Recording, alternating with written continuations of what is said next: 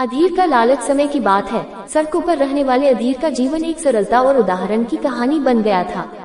उसका एकमात्र ख्वाब था अमीर बनना। वह अपनी गरीबी से बहुत परेशान था और चाहता था कि उसका जीवन कभी बदले और वह जल्द से जल्द अमीर बन जाए। अधीर का दिल उसके गांव के पास रहने वाले दूसरे अमीर व्यापारी विक्रम से बहुत अधिक लालची था, लेकिन अधीर के मन में ये गलतफहमी थी कि आमिर विक्रम लालची है तो मैं भी लालची हो जाऊंगा। जबकि विक्रम लालची बिल्कुल नहीं था, वह बहुत ही समझदार और लोगों की मदद करने वाला इंसान था।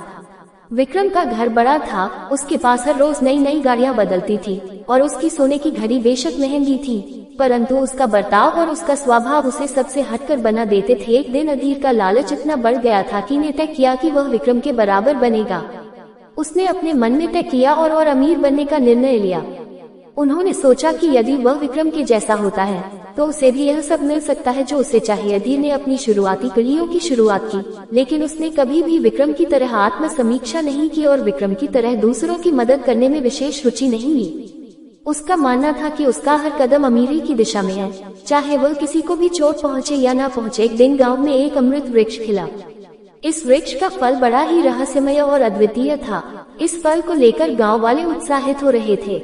ये फल अमृत से कम नहीं था और जिसने भी इसे खाया उसने अत्यंत सुख से भरी जिंदगी जीता था। अधीर ने सुना कि इस फल का स्वाद अत्यधिक स्वादिष्ट और आकर्षक है, लेकिन जो फल उगे थे वे सब खत्म हो चुके थे। उसने तय किया कि वह भी इसे पाने के लिए पहाड़ों की ओर निकलेगा, चाहे जो भी हो।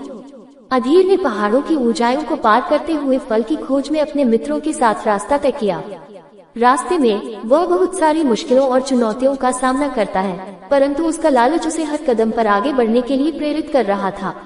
आखिरकार वह और उसके मित्र फल को पाते हैं, लेकिन अधीर का लालच मन में इतना था कि वह पूरे पेड़ को ही उखाड़कर अपने साथ ले जाना चाहता था और वह उस पेड़ को उखाड़ने लगा। उसके दोस्तों ने उसे पेड़ को नुकसान न पहुंचाने की चेतावनी भी दी, लेकिन उसने उनकी बात नहीं सुनी, क्योंकि अधीर के मन में तो था कि वह उस पेड़ के अमृत फल को बेचकर अमीर बन जाएगा। लेकिन जैसे ही पेड़ को अधीर ने उखाड़ा, पेड़ पूरा सूख गया और उसके सारे फल गायब हो गए। और मरते मरते पेड़ ने अधीर से कहा कि तुम कभी किसी को उजाड़ कर अमीर नहीं बन सकते। पेड़ की ये बात अधीर के मन में लगी और उसे अपनी इस हरकत पर बहुत शर्म आई कि मैंने अपने लालच की वजह से एक पेड़ उजाड़ दिया। और उसने पेड़ से माफी मांगी और खुद को सुधारने की कसम खाई कि वह कभी भी पैसे के लिए किसी को नुकसान नहीं पहुंचाएगा। इस बात से उन्हें एक बड़ा सच्चाई का सामना करना पड़ता है। इस फल का स्वाद लालच से ज्यादा बहुत ही कड़ा और खट्टा होता है। यह उनके लिए बिल्कुल भी सुखद नहीं होता है। अधीर ने इस अनुभव से अपनी गलती को समझा और अपनी जिंदगी को सही दिशा में मोड़ दिया।